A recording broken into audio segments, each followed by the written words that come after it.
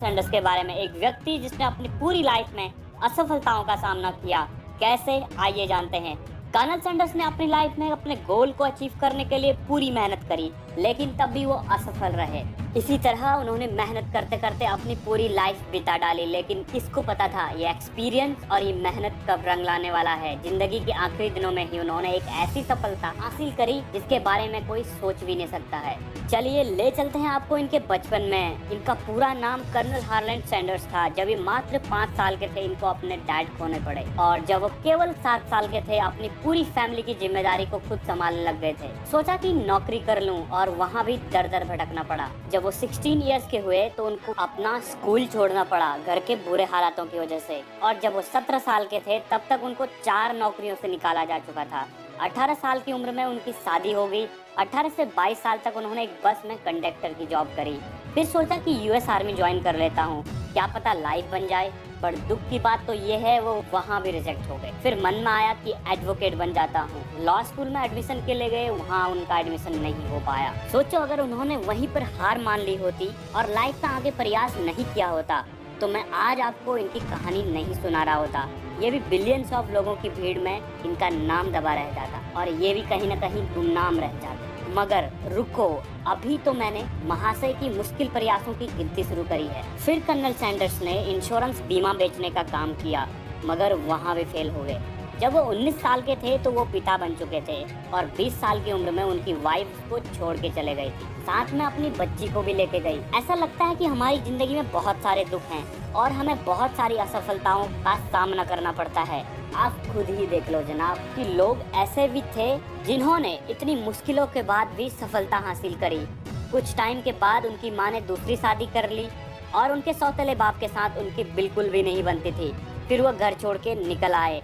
फिर उन्होंने घोड़े की गाड़ी में पॉलिश का काम शुरू कर दिया, और थोड़े दिनों के बाद उनकी रेलवे में जॉब लग गई फायरमैन की। कुछ दिनों बाद पता लगा उनको उस जॉब से भी निकाल दिया गया। फिर उन्होंने टायर का बिजनेस स्टार्ट किया, और इसी तरह उन्होंने छोटे मोटे बहुत सारे काम करे और हर बार असफल होते रहे। फिर 1929 में सैंडर्स ने कंटकी के स्ट्रीट में एक छोटे से सिटी में अमेरिका के रूट नंबर 25 में एक गैस पंप खोला। बाद में यात्रियों के कहने से उन्होंने गैस स्टेशन के बाजू में एक छोटा सा रेस्टोरेंट भी खोला, जहां पर ये अपनी तरीके से तली हुई चिकन बनाते थे। फिर लोगों को इनका चिकन बहुत ज्यादा पसंद आने लगा, और उन्होंने अपने बिजनेस को एक्सपैंड करने के लिए सोचा। उसके बाद उन्होंने उस बिजनेस को अच्छे से चलाने के लिए कर्नल यूनिवर्सिटी से 8 वीक का होटल मैनेजमेंट किया। और सैंडर्स के द्वारा बनाया गया चिकन कंटकी के गवर्नर को इतना ज्यादा पसंद आया, उन्होंने सैंडर्स को कर्नल की उपाधि दे डाली। तभी से इनके नाम के आगे कर्नल लगने लगा। सैंडर्स ने सोचा उसके बाद क्यों ना ब्रांचेस और खोले जाए, लेकिन ये फिर से फेल हो गए।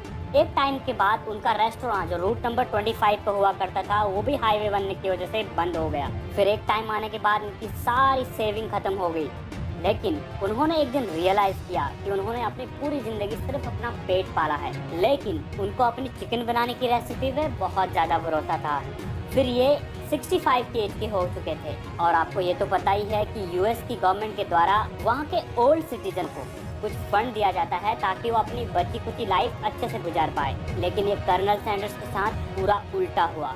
एक दिन कर्नल अपने बारे में एक पेड़ के नीचे बैठ के अपनी जीवनी लिख रहे थे। कहानी लिखते समय उनको रियलाइज हुआ अभी तो उन्होंने जिंदगी में कुछ भी नहीं करा, अभी तो बहुत कुछ करना बाकी है। क्योंकि उनको ऐसा लगा कि इस कहानी में लिखने जैसा तो कुछ मैंने किया ही नहीं अपनी लाइफ में। फिर क्या, उनके बैंक में केवल $100 पड़े हुए थे, उसमें से $87 उन्होंने निकाले।